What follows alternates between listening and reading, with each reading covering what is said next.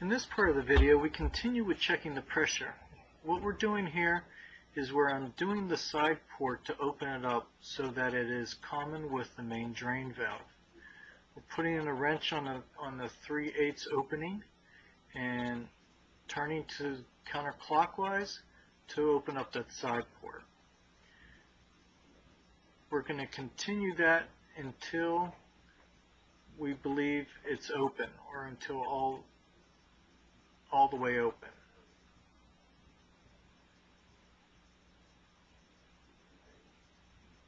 We're trying to capture any oil that's coming out of the valve into the pan. Now we're opening up the main valve, and you're going to see the oil move.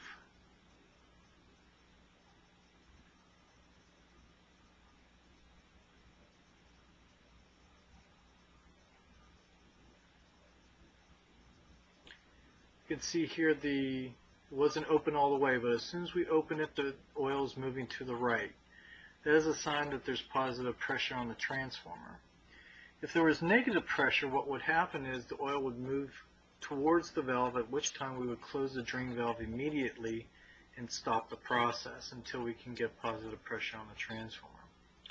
Also, what we're doing here is we're actually trying to clean out that port, because even though we're not going to use it for sampling, we need it to be clean so it doesn't impart any contamination back into the main drain valve. Right now we're closing that side port off. We're going to remove the tubing from there, and we're going to reinstall the port cap. Make sure everything is clean, cleaner than when we left it. We're going to close off the main valve. Now what you have to know about this is that there's oil behind that end fitting on the globe valve, so we need to have our tray ready when we open that back up again. So we're reinstalling the cap on the side port, and then we're going to go into the main drain valve again.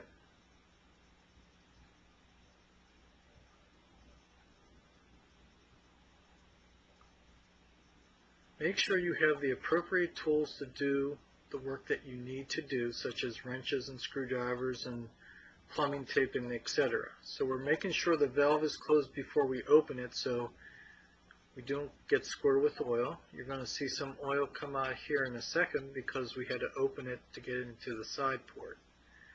As you can see, there's the oil that is dripping out. We're going to clean it again just to make sure, because there's some debris generated from opening that valve, to check for positive pressure.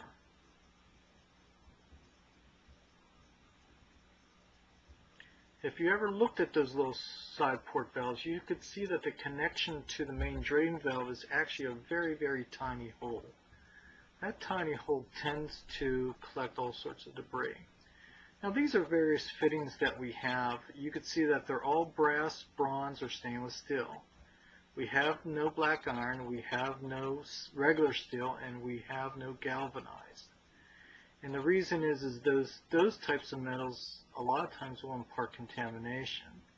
And in fact, you should remove any galvanized fittings from your toolbox.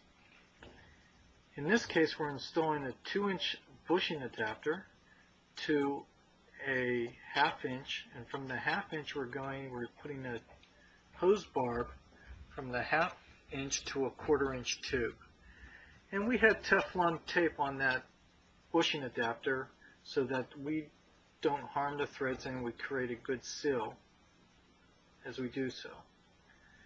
Now what we're going to do here is we're going to actually flush some oil out of the valve, about 2 liters or so, maybe even more, in order